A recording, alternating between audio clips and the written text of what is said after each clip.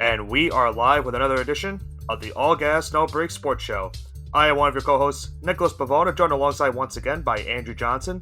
Andrew, Week 14 in the books in the National Football League. A couple of stunning upsets we had this past week. We saw also the playoff picture of both the AFC and the NFC take a big hit, as now we have some new teams entering, some former teams that were in the playoff picture originally now starting to get into dangerous territory in terms of how they've fared the last couple of weeks. And for both you and myself, a rare victory Monday. Or I should say Tuesday, as it's recording. I shouldn't say I'm celebrating Victory Monday. I was kind of hoping they'd lose, like any other normal fan would be.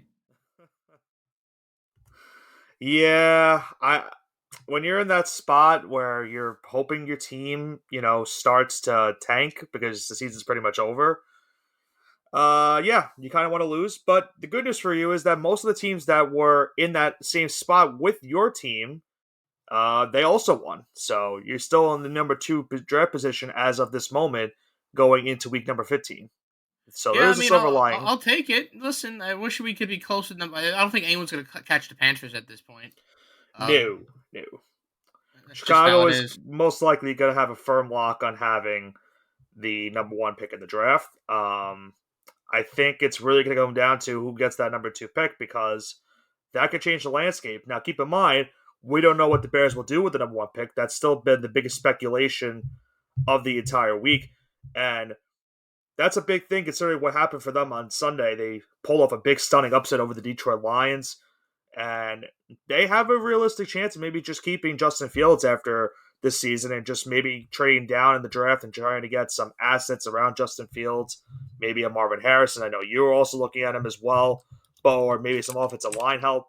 So the Bears are in an interesting situation. But let's talk about your team, the New England Patriots, and what they did this past Thursday night against the Pittsburgh Steelers. Very good first half for your team. Bailey Zappi looked pretty good offensively. Had made some pretty strong throws. And the Steelers, this is the second straight game in which they faced a 2-10 team, and they lost to that said 2-10 team. And now they're in a spot where they're 7-6 on the season. It looked like things were going well. Every quarterback in the division was getting at a point injured. It was just, Kenny Pickett and Lamar Jackson that were healthy. Then you saw Kenny Pickett go down on Sunday against the Cardinals. Now they lose to the Patriots, and Mitch Trubisky was very up and down in this game. Now the really big question for the Steelers is, can they maintain the rest of the season and get into the postseason, considering the amount of 7-6 teams that we currently now have in the AFC wildcard race? Yeah, it's going to be a race to the top here. And if you had told anyone that by the beginning of December, the starting AFC North quarterbacks would be Mitch Trubisky, Joe Flacco, Lamar Jackson, and Jake Browning, I think nobody would believe you. Yeah. But let's talk about the Patriots win. So. Let's talk about Bailey Zappi. Played a great first half, and then existed in the second half. Nothing really went on, but it was enough. No. Listen, it was enough offense that the team pulled off a victory, and that's what matters at the end of the day. This is a stat for everyone. The NFL as a whole, excluding the Patriots, are 54-0 when holding their opponents below 10 points. The Patriots are 1-3. I didn't know that. Yeah, I mean it's 54-1 because of that abomination of a game, which we'll go into later on. But that's because neither team could score. But here's the deal with the Patriots. They've lost 7 games by 1 possession or less. So you're talking a game they had it at the end. They can make a drive towards the end of the field. They have a chance to win it. Can't do it. 7 times that happened this season. If they even win less than half that, they win 3 of those. All right, I'm not asking for much, but I'm asking for, if you could win a couple of those games, this team is probably 6.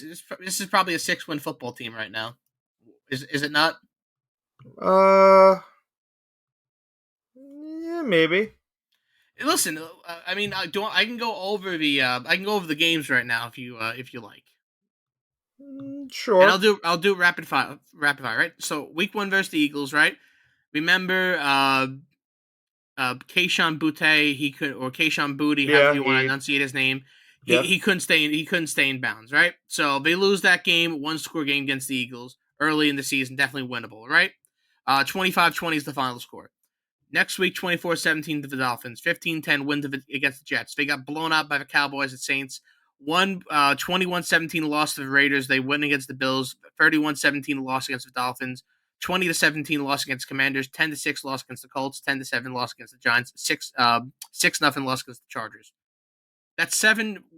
Listen, if you had a little bit better offense, I think they could have won their last. They could have potentially won their last 5 games in a row. That's not really a crazy statement. They could have beaten the the Commanders, Colts, Giants, and Chargers. Is that really a crazy statement? Uh, well, I mean, the Giants game that was at the point of the season where you're already wanting to tank, and you weren't. Oh, listen. I 100% agree Opposed to that it. this is a team that should be tanking. But what I'm saying is, early on the season, this No, could have been I a know lot what you're different. getting. It could be a different scenario where if you win your games earlier on in the year, then that game against the Giants is one of a very big importance. And I don't know. This I is neither think here nor there, Bill. I think it's a weird spot for New England because obviously you've been accustomed to winning for these past couple of decades, and now you're at a point where there's rumors Belichick might not be on the team next season. Yeah, I'm gonna ignore I that. don't really I think don't that's. care what I talk don't. radio hosts have to say. To be Yeah, honest with you. I don't think that's a real rumor. I'd be very stunned if that happens, but considering he signed an extension in the offseason, I would be stunned if that were to happen.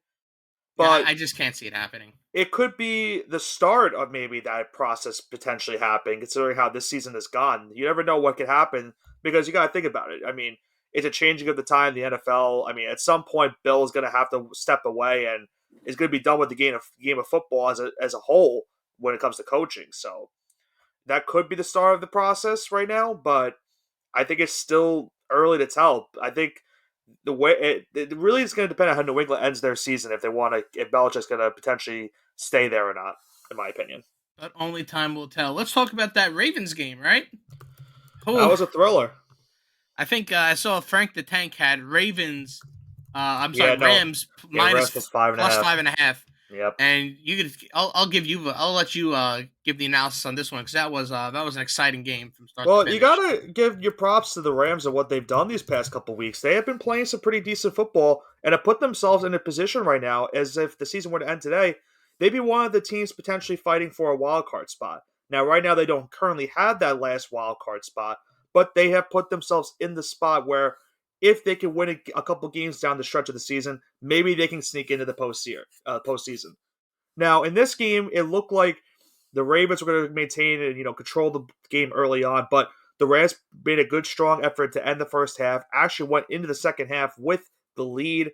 Matthew Stafford had a pretty solid game. Kyron Williams ran for over 100 yards. We saw Cooper Kupp and Puka Nacua doing their thing. Davis Allen, the rookie tight end out of Clemson, had a pretty strong impact as well. And Lamar Jackson and company, they have to fight their way back into the fourth quarter, try to hold on and win this game. Game went into overtime, and Baltimore would sneak out the win on a punt return touchdown from Tylan Wallace. They escape with a 37-31 win, and they currently right now have the best record in the AFC, and they right now maintain and control their own destiny for home field advantage in this year's playoffs. What a feel good story, right? Like, how could anyone be mad about that game, right? Listen, Lamar Jackson, he's I think he's playing better than he was his MVP season, and this is why and this is why, right? So obviously he won the MVP, right? But how did he win the MVP? Let's actually break that down. Not saying he didn't deserve it, but his MVP season, right? That was 2019. That was. I'm trying to think. That I was think it the was year. 2019 because that was his second year in the league. Was it 2019? Because I'm trying to think. Because they lost to the Titans, right? Yeah, yes, Yes, they lost to Tennessee, and then the Titans went on to lose to the. Was that the Patriot year? yes. Okay, so continue. So he did a lot of his damage on the ground here. I think he was mainly a rushing quarterback. He has almost as many completions as he does in 2019, his MVP year, as he does this year, and with less with less games. So Right. I think he's really elevated his passing game, and you gotta see who he's passing to because he had Mark Andrews for half the season, but that's about it. He's got a rookie wide receiver. He's got one leg Odell Beckham Jr. Isaiah Likely had a pretty strong game as well.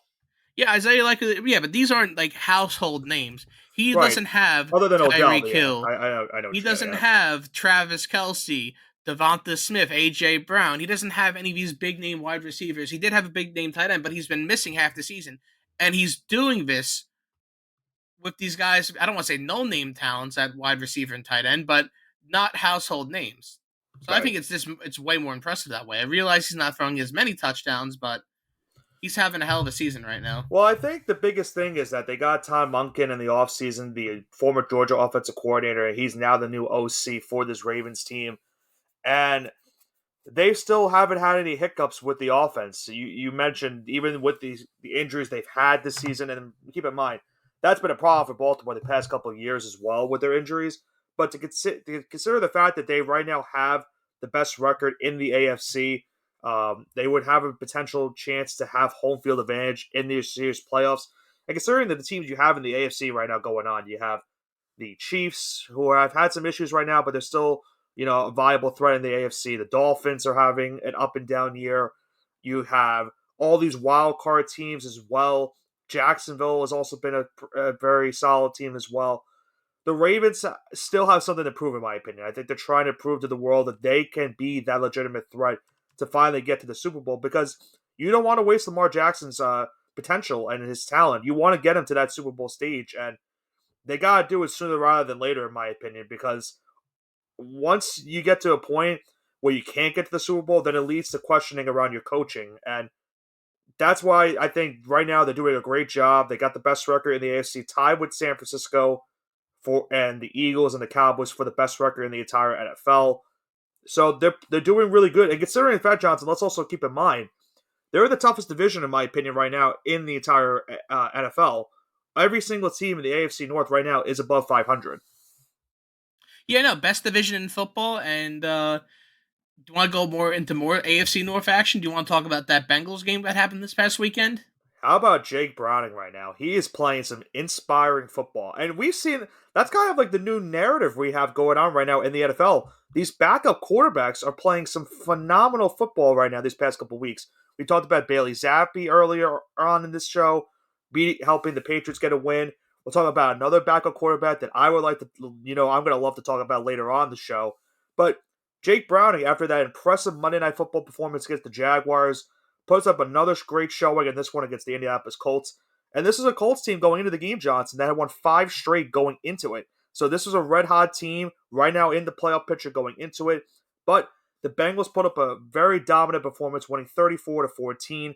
They now go to 7-6 and also drop the Colts to 7-6. So the Bengals, who we all pretty much all wrote off after the Joe Burrow injury, now they're back into the playoff mix, and they could maybe make a realistic case to sneak into the playoffs this season as a wild card team. I think they will sneak in at this point. It's not a far fetched. It's not anything. It's not far fetched by any stretch of the imagination. They're playing Right, great football. Jake Browning looks like he's back. He turned back the clock 10 years ago. He's at Washington again. right, I'm very eh, excited to see this team. I want to see how they develop though, because the better they play, the more film they're gonna get. And right. with the Yeah, go ahead. and other teams are gonna try to start. They're gonna start figuring out how to kind of expose Jake Browning's weakness. Remember, he was in the NFL for a while for a reason. Um, so I'm gonna be interested. I'm gonna be interested to see how this team responds going forward, because something tells me this can't last forever. Something's got to give here. Well, later on in the show, I think we should do a nice dive into the playoff picture as a whole for both the AFC and the NFC. And we can go into some of these teams and what they have remaining. Because remember, there's only 4 games left in the season for these teams. So we're starting to get a clearer picture of what these games look like for these teams, if they're winnable or if they're not winnable. But as you know, Johnson, any given Sunday, you never know what happens in the NFL.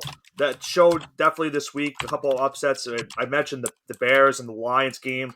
That wasn't on our rundown, but I think that was a very big shocker. The Lions now, people starting to maybe potentially think them as frauds. I don't really disagree with them. I think the Lions have played some pretty bad football this last couple of weeks. But another big thing that happened this week was we had a changing of the guard in the NFC South. Now, it's been a rough year for the NFC South. Let's face facts. The last 2 years, I should say, that division has not looked great.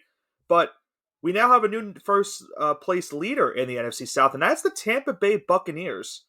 How about Baker Mayfield? An unbelievable game-winning drive to get the Buccaneers into first place in the NFC South as they were able to hold on and defeat their division rival, the Atlanta Falcons. And maybe they get into the playoffs and host a playoff game. They get a 28-25 win, 29-25 win, excuse me. And it sucks for the Falcons because I gotta say, this was probably Desmond Ritter's best NFL start he's had in his entire career. He showed some really good strides in this game, but it was all for nothing. There was another unfortunate last-second touchdown drive to beat Atlanta. I mean, no one's going to hold this against him. He's playing great football. It's not his fault. So at the end of the day, his job is safe for another week, in my opinion. Well, I think the biggest thing for Atlanta is they got a big game out of Drake London. I think that's something the fans are really ecstatic to see. London put on an absolute show. And keep in mind, he was 4 yards away from winning the game for the Falcons on the last second Hail Mary from Desmond Ridder, but he got tackled at the 4-yard line. That gave the Buccaneers the win. But London put up 172 yards in this game. Kyle Pitts even put up a touchdown. And you have to think, with all that stuff going on, Ridder throws for 300 yards, you have to think to yourself, hey, this looks great. We should make the playoffs if everything goes right. But unfortunately for them, the biggest issues for Atlanta in this game, they couldn't run the ball, which has been a big success for them this season. And they struggled against the run themselves. Rachaad White had 102 yards on the ground. Baker Mayfield had 2 passing touchdowns, including the game winner to Cade Otton. And that's pretty much all she wrote. And the Buccaneers, they have a big matchup this week with the Packers. Right now, those teams are both the same record, but Tampa Bay right now has sole possession of first place in that NFC South. And it's going to be crazy because that team is going to be the loser of a wildcard game against probably the Eagles or the Cowboys. So that'd be really funny to see. Yeah, exactly. They're going to have the short end of the stick facing the NFC East. You won your division. Right. Please face the loser of the NFC East now. Wait a minute. That's what happened last year. Remember what happened with Tampa Bay? They faced Dallas, and Dallas absolutely throttled them in the wild card. Mm-hmm. Tom Brady swan song. How sad. But a team I know you've been enjoying this last couple of weeks has been playing some really good football. San Francisco 49ers. 5 straight wins after that bye week, in which, remember, going into the bye week, we thought they were in trouble. They were on a losing streak. Maybe things were going wrong for them. But they made the trade for Chase Young. Brock Purdy has looked really good the last couple of weeks. Christian McCaffrey continues to play some great football as well. And now these last couple of weeks as well, Deebo Samuel looking like the same guy we saw a couple of years ago, where he could really make some threats in the running game, receiving-wise. Brandon Ayuk is looking amazing as well. Kittle is Kittle. And they took advantage of a Seahawks team. They didn't have Geno Smith in this game, as they hand the Seahawks now I believe their 5th straight loss, or maybe their 4th straight loss. I have to check in a second.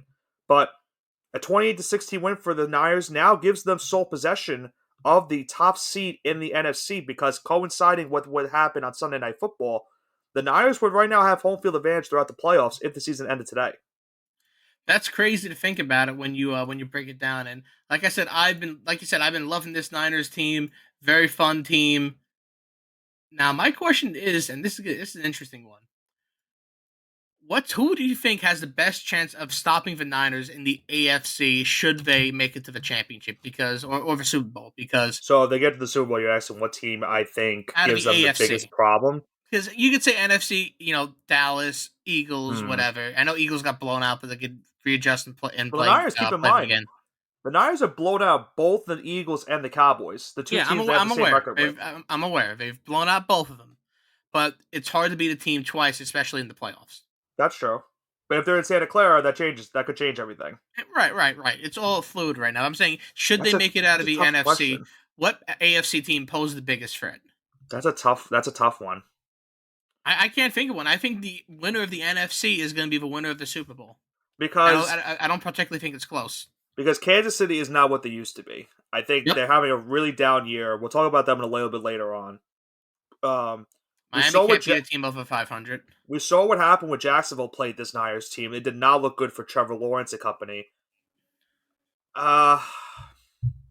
And I don't know if Baltimore is weird because I feel like they could give them a fight, but I just think San Francisco is more talented on paper. Like, it's tough. I think if like it really would have to be a team that has a strong defense, like, and can give like Brock Purdy and company a problem. If the Browns didn't have an issue at quarterback, and I think I know Joe Elite. Flacco. I know Flacco had a pretty good game this week. I'm going to give him his flowers. He did play pretty solid against the Jaguars, but can you really sit here and say that he's going to go beat the Niners again in the Super Bowl? I know he beat them when he was with Baltimore, but do you think at this current stage of his career that could really happen? Yes. Oh boy. I believe in Joe Elite. I'm a Joe Flacco truther. I've always been I'll a Joe Flacco truther. I think it has to be a team that's defense is really strong, and I guess Baltimore is that decent of a team defensively, but it has to be like a top five. I feel like if Cleveland had their quarterback situation settled, I could say the Browns could probably be the biggest threat in the AFC for San Francisco because they have an elite defense. But the other teams that you see right here, Kansas City's had some up and downs this year defensively, but their offense has really gone to worse this last couple weeks. Jacksonville, their offenses looked good these last couple weeks, but now their defenses look bad, so they're pretty much in a Jekyll and Hyde situation. You mentioned Miami; they really can't beat a team right now above 500. And keep in mind, they have all these injuries now going on for them as well, so they're in a bad spot when it comes to it. And there's a strong possibility they might not even win the division the way that they're going right now. There's a chance Buffalo might sneak in and take it away from them. And then you Um, wake up. I I think you have to look at it, Johnson, because I really think Buffalo might be able to take the division away from them. That would be absolutely insane. And I'm If not a you fan of either if team, you but that'd look, be hilarious. I want you to do me a favor when we go to the I've looked Dolphins. at I've looked at Yeah, Buffalo's schedule. It have is you looked very at Miami? winnable. Have you looked at Miami's schedule though? I have not. They have the Jets this week, which should be a winnable game, but Okay. the last three: home against Dallas, Yep. at Baltimore, and home against Yep. Buffalo. That Buffalo game is going to decide the division. Absolutely, I think that last game of the season is going to be the winning end. Yeah, I think you're right. That might not only be for the division; that could maybe be for an entire playoff spot because who knows what the way this AFC playoff picture is going on. Buffalo right now is still not even in the playoffs, so Yeah, I mean there's a it's going to be strong kind of crazy. possibility that if Miami continues to falter, they can maybe miss the entire postseason as a whole. But like I Yeah, said, we'll talk about the Dolphins later on the show. But I just think that that's a interesting storyline we should talk about right now with how this AFC picture is going on. Because your question going back to where you think who I think could beat the Niners, I don't know right now. The way they're playing, this is probably the best they play in this entire stretch. Like this is going back to the year they lost to Mahomes and company in the Super Bowl. This might be the most impressive team they've had in the entire tenure because you added Young, you give your defense another solid threat defensively, and Brock Purdy is right now the favorite to win MVP, and you have Christian McCaffrey, who is one of the best running backs in all of football. Ayuk and Debo are a great 1-2 threat, and George Kittle is one of the best tight ends. In my opinion, if San Francisco can't get it done this season, I don't know what you do because I feel like this is their best chance to win the Super Bowl. this has to be it for them. I Like I you said, this is it. Out of the I really think AFC, this is none it. of these teams match up well. If they can get out of the NFC, it should be they should be 10-point favorites in the Super Bowl if they Yeah, can get there. I just don't know who in the AFC would give them a problem. That's the problem. I listen. I think they play Baltimore too at some point in the stretch of the season, if I'm not mistaken. I'm trying to think of the Niners schedule off the top of my head. Yeah, but, I mean the Niners They do. play Baltimore Christmas Eve. Oh, they play them on Christmas. Oh, Christmas Day. That's Excuse me. that's a primetime game at 8 o'clock. That's gonna be a great game. That you know what? I'll say that if Baltimore can give them a problem and make that a competitive game, then that's probably your answer. But if Baltimore gets blown out, I don't know. I don't know who in the AFC could give them a chance, a problem if they get to the Super Bowl. I guess So only time will tell. Yeah, but I think it's time to get into a game that originally, when you went into it, Johnson, obviously you had some, your doubts because these are two teams you don't like, but it did leave you smiling at the end of the day, considering now what's been going on with one of these two teams. As the Bills went into Kansas City, got a huge, pretty much saving their season win over the Kansas City Chiefs, 20-17. Now, I'm not gonna say it's a controversial call because the call was right. This is one time you applaud the officials for how right it was. Kadarius Toney obviously was very offside on the play in question on a Mahomes pass to Travis Kelsey. Kelsey lateraled the ball behind him to Toney. They score on the play. Chiefs fans are going wild. Bills fans are thinking, not again. Another late touchdown given up to the Chiefs. And then there's a whole offside call on Toney. Mahomes and company are furious about the call. But like I said, it's the right call because Toney was completely offside in this one. And there was no reason for the reactions of how they reacted at the end of this game. And I think now the world is starting to, kind of get this narrative about Patrick Mahomes and the Chiefs that, listen, this might that I've be, had for the last 5 years. but this is, but here's what I'm thinking about this thing. There was always this stigma about New England, right? Where they, people would talk about Brady and Belichick, and they would always talk about the referees.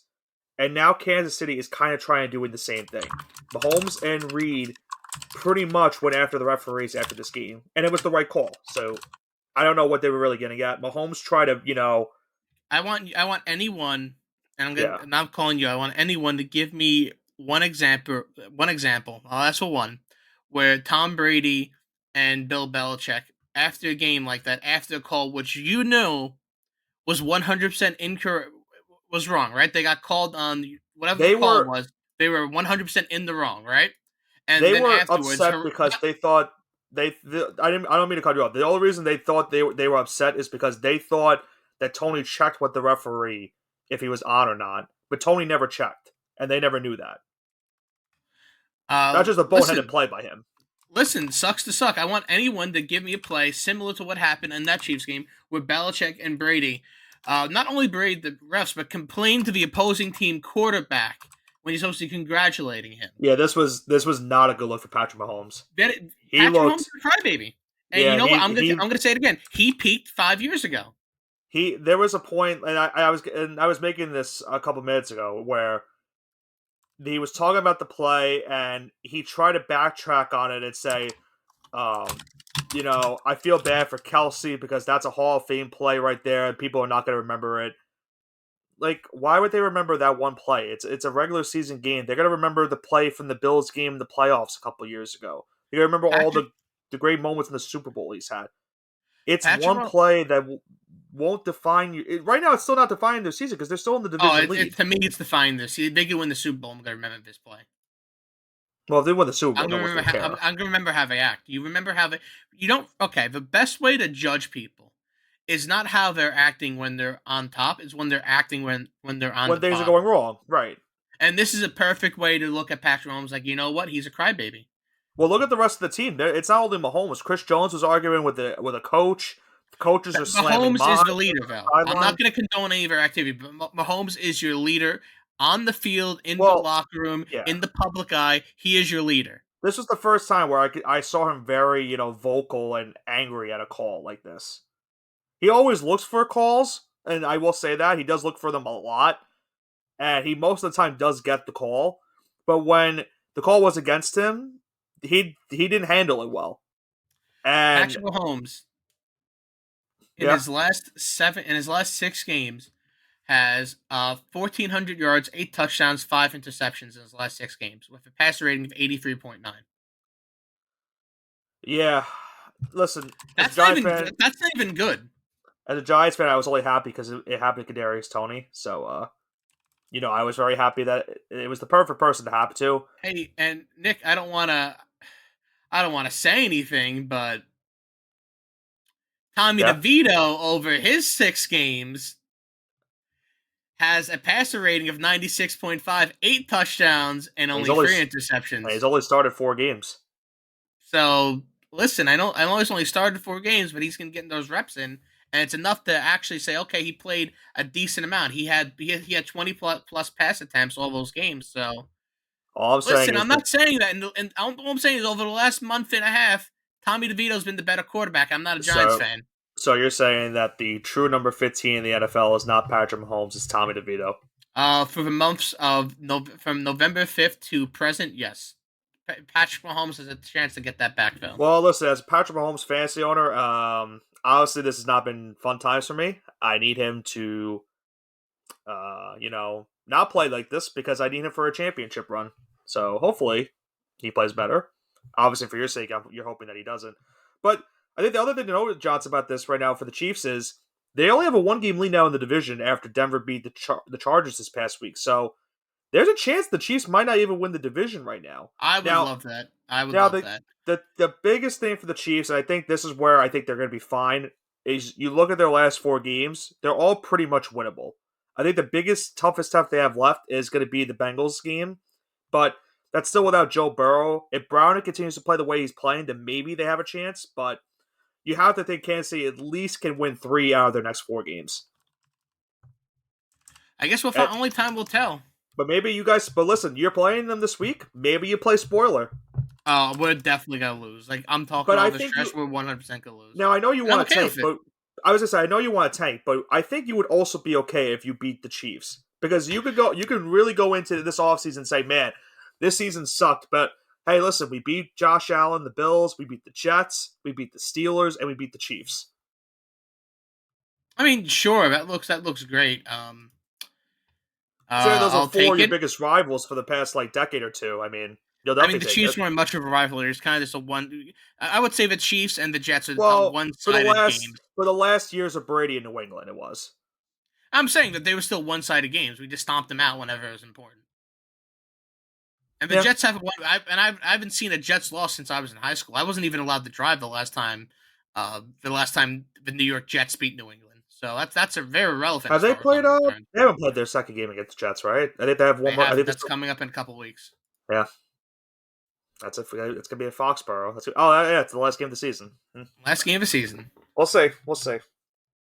But let's now go into the final game of the Sunday slate. The game that I had no pretty much interest in because I hate both of these teams. But in fairness to the Dallas Cowboys, they got a huge win to beat the Philadelphia Eagles. They pretty much dominated them. The Eagles' only touchdown of the game was a defensive scoop and score for Jalen Carter.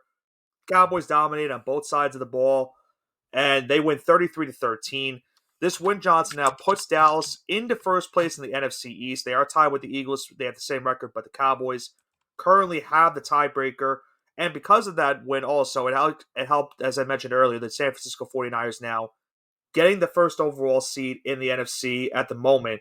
So the season ended today. The Eagles would be the 5. The Cowboys would be the number 2. And the Niners would be the number 1 in the NFC postseason. So the Eagles, man, this has not been good for them. They've lost 2 straight games now, and both in pretty embarrassing fashion to both 2 of the top teams in the NFC. And now they have a pretty much winnable schedule for the remaining 4 games, but they have not been playing some good football, and who knows what happens the rest of the way. And I said this in the beginning. I didn't think the Eagles were that good of a team based off their litmus test against New England.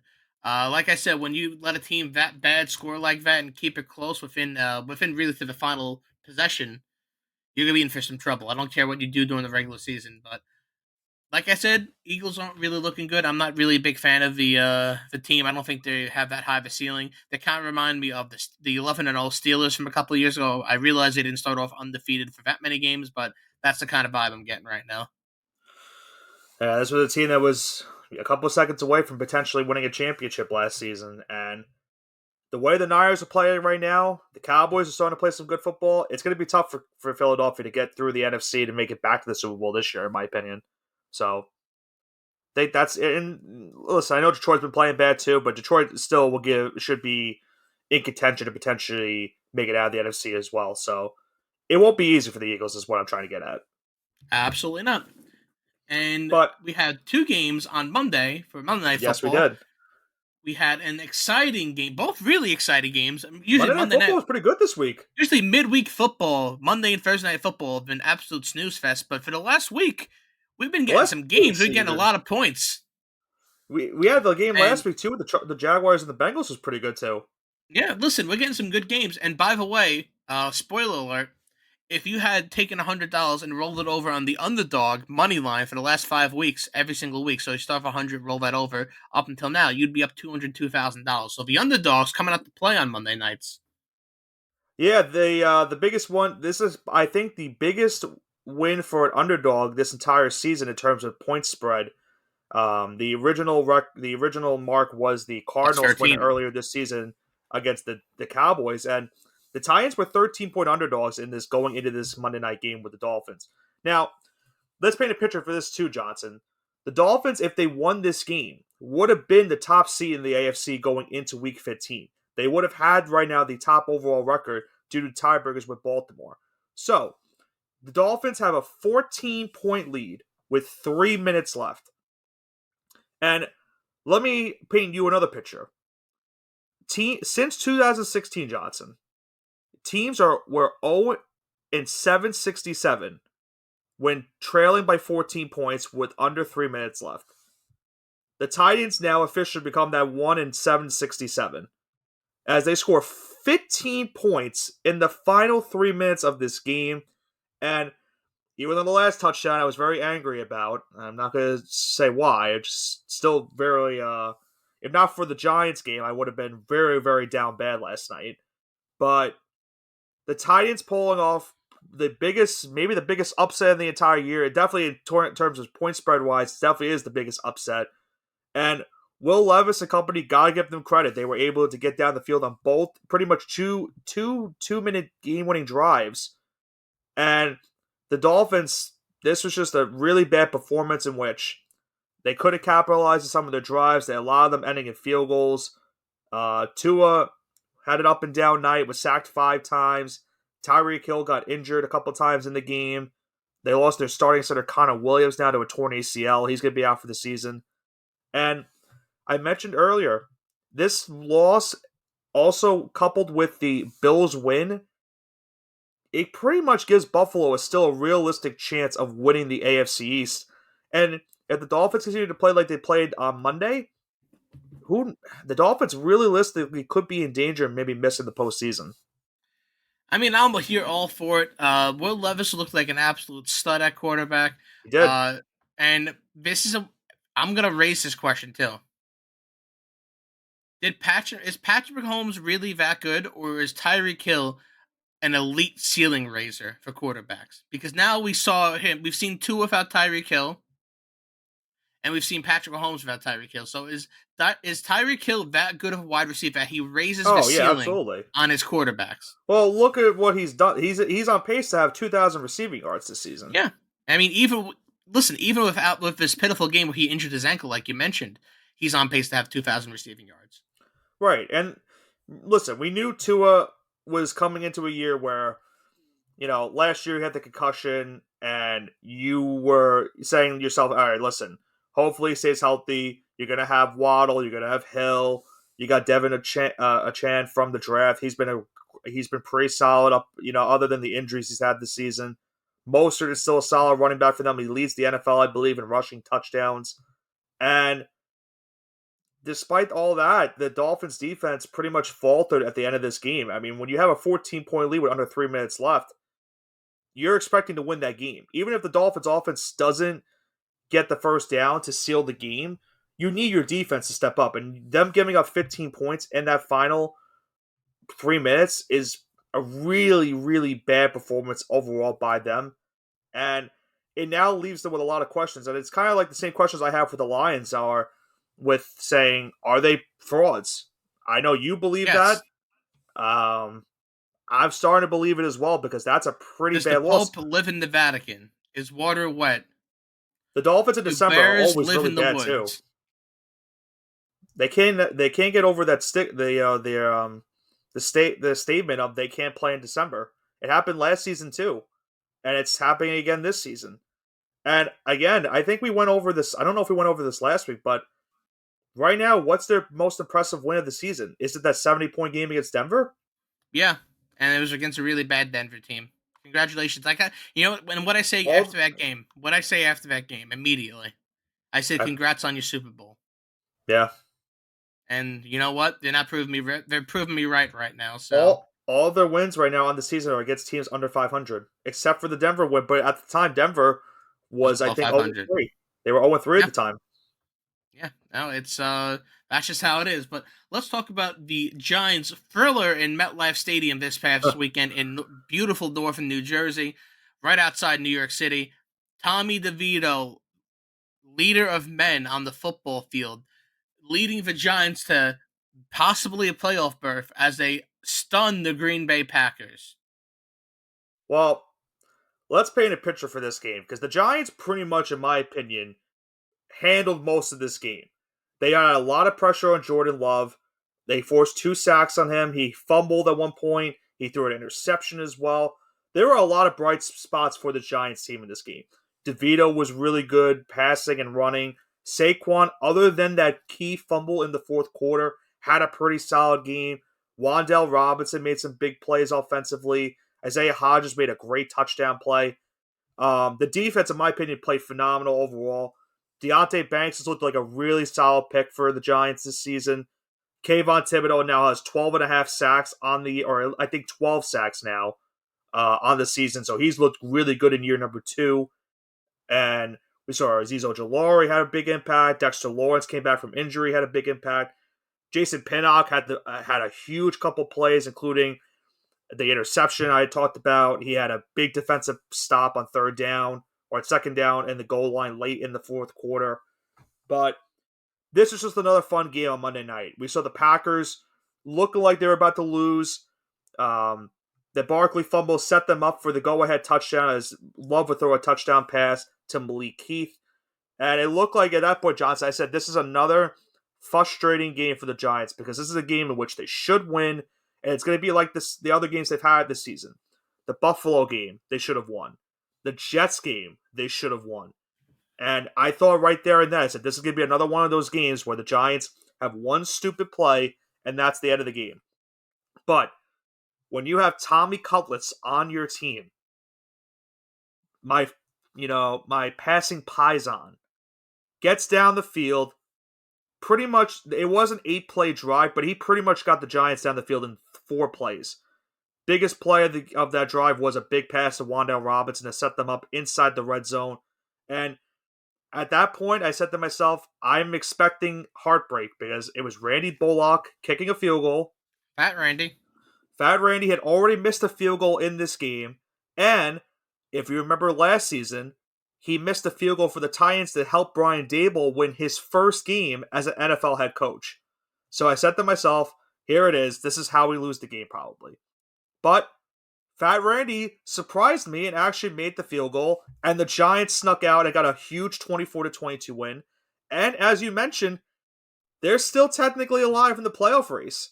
They're right now 1 game out of the final wild card in the NFC, and if the season ended today, they'd be picking 8th in the NFL draft. So I'm at the point where I don't care what happens. If they lose and get a high draft pick, so be it. But if you continue to keep this, I dare I say, Linsanity type of momentum going with DeVito going into a potential playoff opportunity, why not? It's making for great television right now. You saw last night how many memes were made after Tommy's agent, got caught on the field. He's kissing his father in the stands. They're going absolutely wild. This is the best thing the Giants have had going for them for a while. And that's even including a playoff berth last season for this team. And if you look at the Giants' last 4 games, you have 2 games in which you could pull off a win. The other 2 are against the Eagles, which are very concerning, and I'm not looking forward to the Christmas Day game. But if the Eagles have everything clinched up by week 18, maybe the Eagles rest their stars, and maybe the Giants can pull out a win in that game. So there's a potential the Giants can maybe win 3 of their next 4 games and can maybe sneak in. And like you said earlier with your Patriots, where if one thing goes the other way, you could be 6-6 right now. That's how I feel with the Giants right now. I think they should be 7-6 right now if they had not lost the way they lost to the Jets and how they lost to Buffalo. But that's being as in May Yeah, no, right now. I believe I'm a firm believer in that as well, and you kind of summed it up well. Before we go into our Week 15 edition of the Mushing Hour, excuse me, you have some rather melancholy QB news that's A been lot. occurring the last couple of weeks, or this past week, I should say.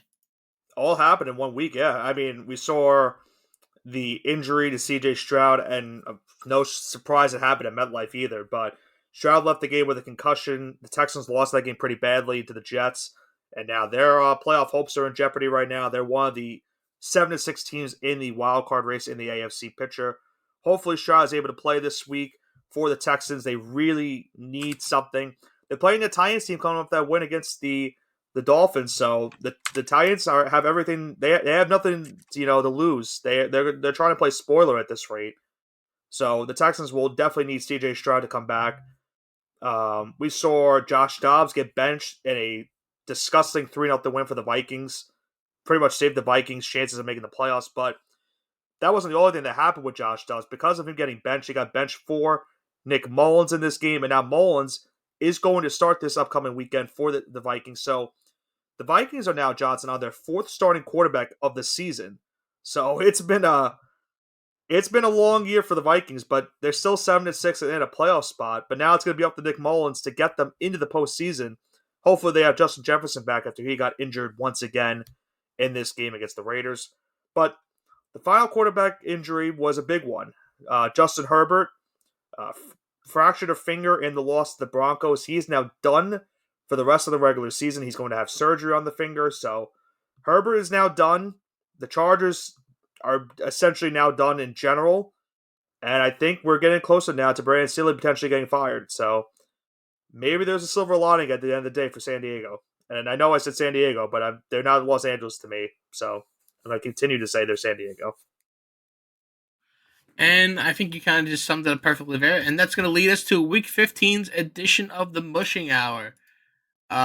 Looking forward to this. Lots of really great games, even on Saturday this week. We got Thursday night football, We Saturday night do. football, Sunday all day football, Sunday night football, and Monday night football. So you get your football action every day of the week besides Tuesday, Wednesday, Friday this week. So good for us.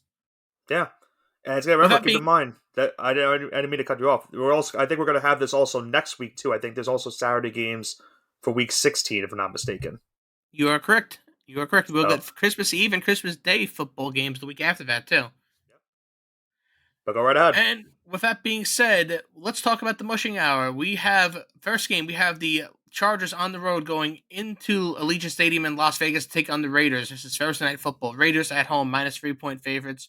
33.5 is the slated over under. Give me Raiders -3. Easy peasy. Yeah, I'm not gonna lie with you. This is gonna be a very ugly game because now there's no Herbert. I would have picked the Chargers if they had Herbert.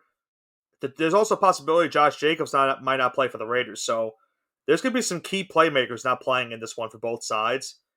I don't trust the Raiders to score right now. I don't trust the Chargers to score right now. I'm going to take the under. Alrighty, then. The next game we have is the Minnesota Vikings going on the road to take on the Cincinnati Bengals this Saturday. Cincinnati is a 3.5-point favorite at home, slated over under 38.5. Give me Bengals -3.5. Jake Browning versus Nick Mullins, like you said. I guess I unfortunately have to take Jake Browning because Joe Mixon's been an absolute tank on the field, and Alexander Madison can't stay on the field. The only place he's on the field is in the blue medical tent. I Take know that that. from experience, folks. As I was going to say, he's a fancy owner of him, so he definitely knows from experience. I think we're going to have our first mush because I also think the Bengals win this game. They have a nice wave of momentum going right now. We saw Chase Brown also get involved in the game this past week. A couple big catches for them, including a touchdown. But as you mentioned, Joe Mixon's looked really good. Browning's been very efficient. The Bengals defense also should get some credit. They've been playing strong when they needed them the most. I think they give Nick Mullins and company a hard day on Saturday.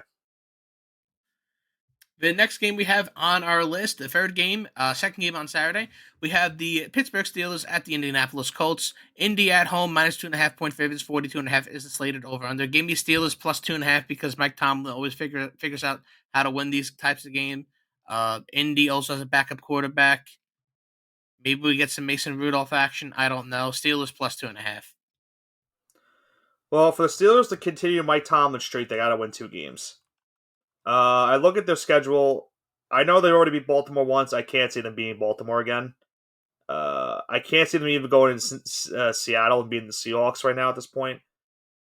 I don't know, Johnson. I feel like the streak might be coming to an end soon. They're playing some very bad football. Their offense, even without Matt Canada, is still playing bad. So maybe Matt Canada was just a scapegoat at the end of the day for this team. Maybe so, maybe not. But I think the Colts will win this game. I'm going to take them -2.5. I just don't trust the Steelers at this point. I feel like I feel like Tomlin's starting to lose the locker room, also, in a sense. And the Colts, they have been playing some pretty good football up until that game against the Bengals. I think they get back on track.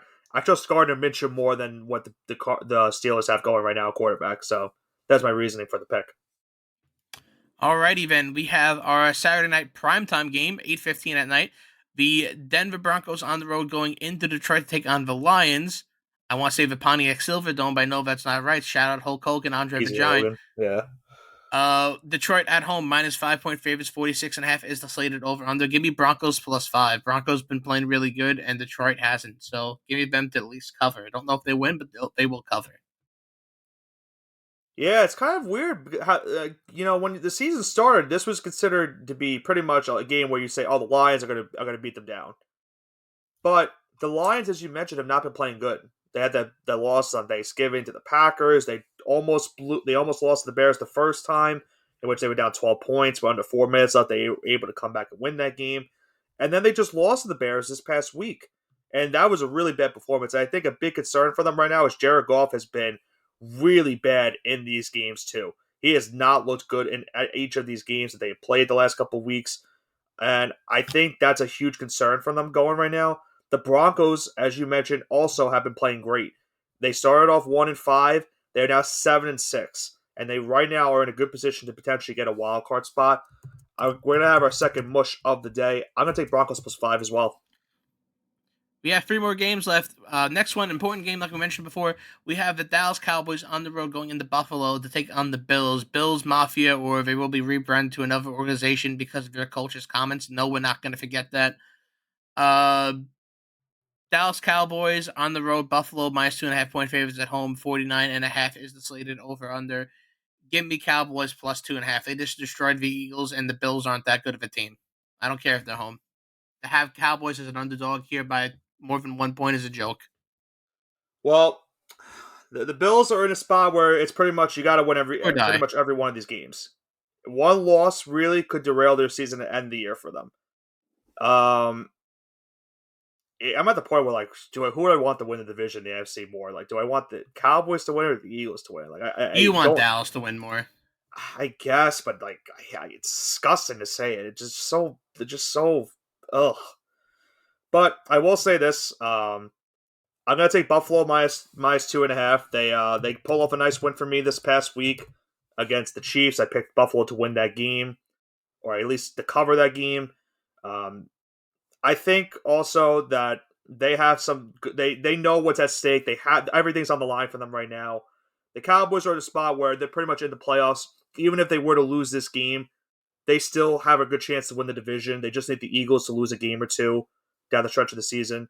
So I'll take Buffalo -2.5 to win. And also, shout out to my uncle, Greg Newman, who has been a very avid listener of this show. He will be at this game this Sunday, so hopefully the Bills are able to pull out a win for him, considering he's not only a Bills fan, but he's also a Giants fan, so he wants to see the Cowboys lose. Alrighty then, we have the next game here. Baltimore Ravens on the road going into Jacksonville to take on the Jaguars. This is Sunday Night Football. Baltimore on the road, 3.5 point favorites. Over underslayed at 43.5. Give me Jags +3.5. I realize I'm very high on the Ravens, but I feel like the Jags have to get a win. In prime time at home, Trevor Lawrence can have another week to rest that ankle. He looked a lot better in the second half than he did in the first half. I realized he Yeah. had 3 picks on the day. Kind of doing his best famous Jameis impersonation. He's going to calm down a little bit. And a gritty game, but I think the Jags at least cover, so give me Jags +3.5. And keep in mind, they're in a spot where right now they haven't clinched the division. They only have a 1 game lead on both Indy and Houston.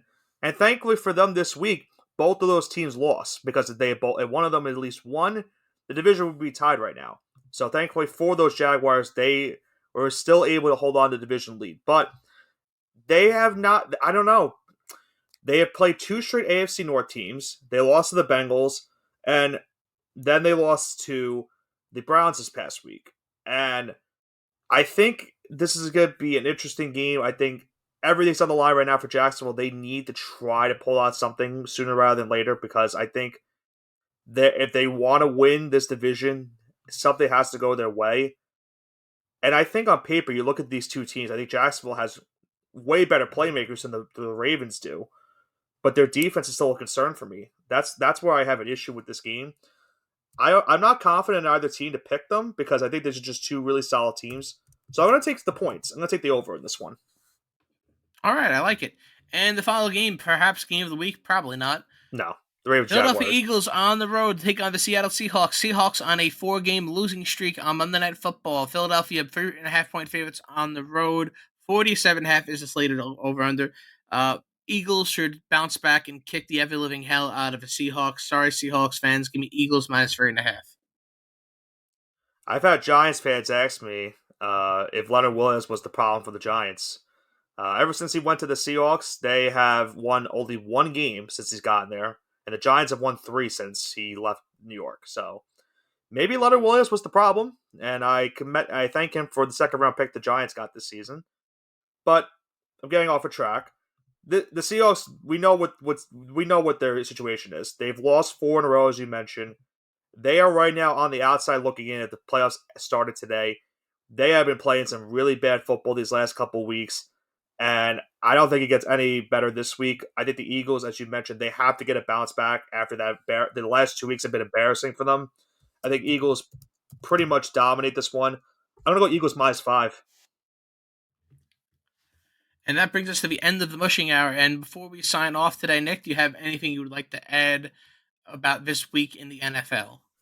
I am hoping Tommy Cutlets can lead the Giants to another win this week. They play the Saints. That's a huge game as well, considering the Saints are 1 game ahead of the Giants in the standings and the wild card race. So I need Tommy Cutlets to continue this wave of momentum and keep the win streak going before we get our hearts stomped on Christmas Day by the Eagles.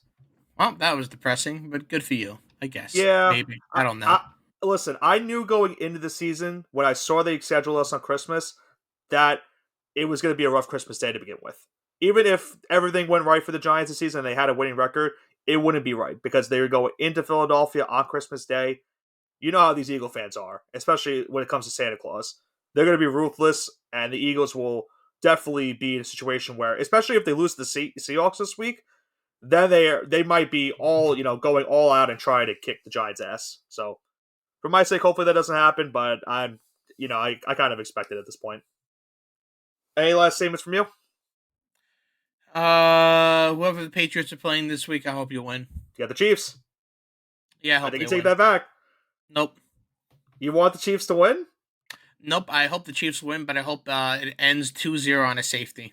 I think you're at the point where I think it's a win-win for you on Sunday because either the Chiefs win and help your draft stock, or I stopped caring about this season like 7 weeks ago. So right, but I'm saying even if you beat them, then you can just laugh in their face. I mean, if they lose to us, that's hilarious, and that's so. Yeah, you're right. It's win-win either way. It's pretty much a win-win, no matter what. Giants are 6-point underdogs against the Saints this week. Okay. Hammer the points. Yeah, maybe hammer the points. I didn't want to put that game on the schedule because I was afraid to mush them. Anyway, interesting week 14. Let's see how week 15 goes. But that's going to do it for this week's edition of the All Gas No Break Sports Show. Week 14 was certainly a wild ride. A lot of big-time games happened. And now we have a lot of prime-time games going into this week 15. As Johnson mentioned, a Thursday night game, 3 Saturday games, a Sunday night football game as always. You also have the Cowboys and Bills at 4 o'clock. And the Monday night game with the Eagles and Seahawks. The AFC and NFC playoff pictures are dwindling down to the final minute. Each teams have 4 games left in this season. We're getting closer to finding out who will be in contention for a Super Bowl championship. This has been Nicholas Pavona, joined alongside by Andrew Johnson with the All Gas No Break Sports Show. Have a great rest of your week.